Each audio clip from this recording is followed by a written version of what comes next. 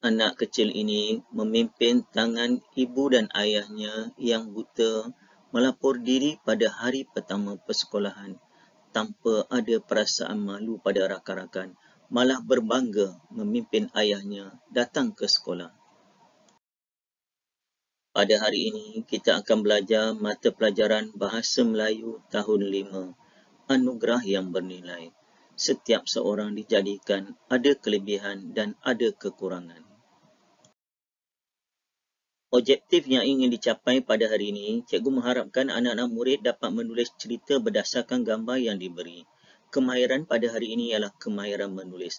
Boleh rujuk buku teks muka surat 192.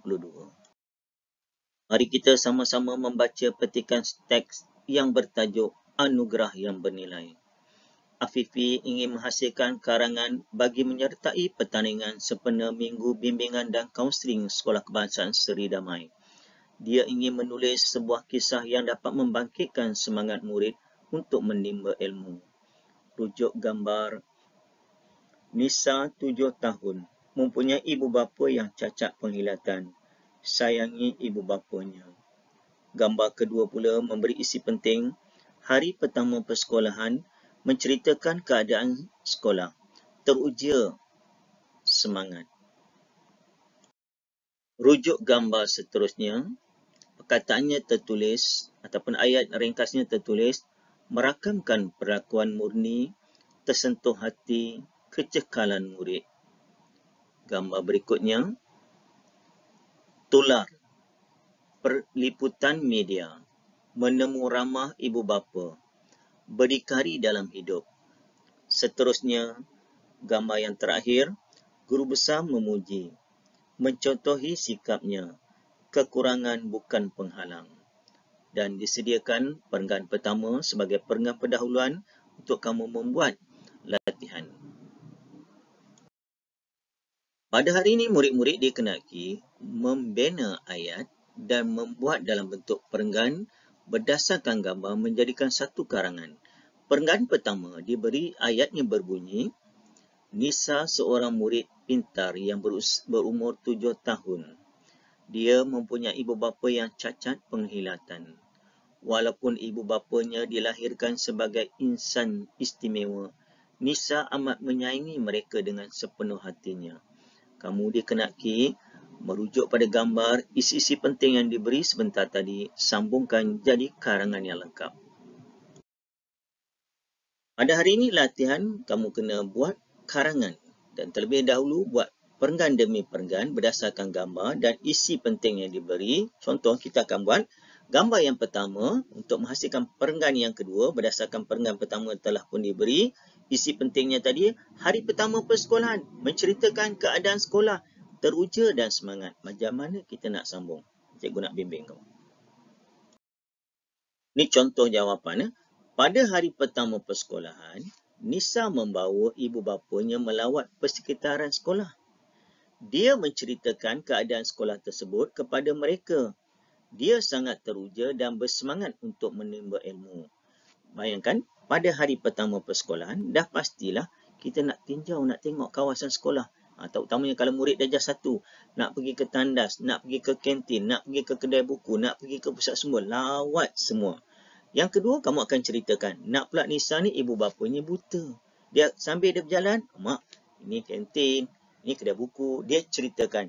Dia sangat teruja. Apa maksud teruja? Teruja ni satu pengalaman baru. Murid darjah 1 tak pernah bersekolah, jadi dapat masuk sekolah, tentu seronok dan sebagainya. Macam kamu teruja menaiki kapal terbang. Jadi dia sangat teruja dan bersemangat untuk menimba ilmu. Gambar yang seterusnya iaitu gambar seorang sedang merakam. Ayat dia, merakamkan perlakuan murni, tersentuh hati, kecekalan murid. Bagaimana kita nak buat apa yang dimaksudkan perlakuan murni ni? Perlakuan yang baik. Contoh jawapan, tindakan Nisa itu disedari oleh Cikgu Arni. Beliau merakam perlakuan Nisa itu. Beliau sangat tersentuh hati dengan kecekalan murid yang sangat menyayangi ibu bapanya. Tindakan Nisa yang memimpin ibu bapanya datang ke sekolah, bawa meninjau kawasan sekolah, disedari oleh Cikgu Arni. Cikgu Arni tengok, murid darjah 1 ni hebatlah. Jadi cikgu ni telah pun merakam gambar tersebut. dia tersentuh hati. Dia tersentuh hati maksudnya apa? Hebat budak ni. Walaupun masih kecil, ibu bapanya buta, dia tak ada perasaan malu dan sebagainya. Dan cekal pula. Jadi, ini menjadikan satu contoh yang baik, nilai yang murni. Jadi Cikgu Ar ni tangkap gambar rakam perbuatan Nisa ini. Gambar seterusnya, tular, liputan media, menemu ramah ibu bapa, berdikari dalam hidup. Bila dah cikgu ni rakam, cikgu ni masuk dalam Facebook ke dalam internet dan sebagainya, jadi tular.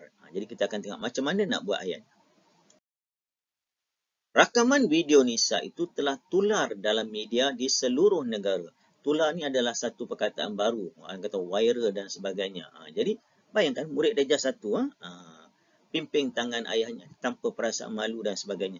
Kisah Nisa ini mendapat liputan luas oleh pihak media. Media ada dua, media elektronik contoh macam televisyen, media cetak contoh macam surat khabar, majalah dan sebagainya. Jadi mendapat liputan luas. Wartawan telah menemu ramah ibu bapa Nisa. Jadi bila dapat cikgu ni dah masuk, jadi wartawan pun datang nak menemu ramah ibu bapa Nisa.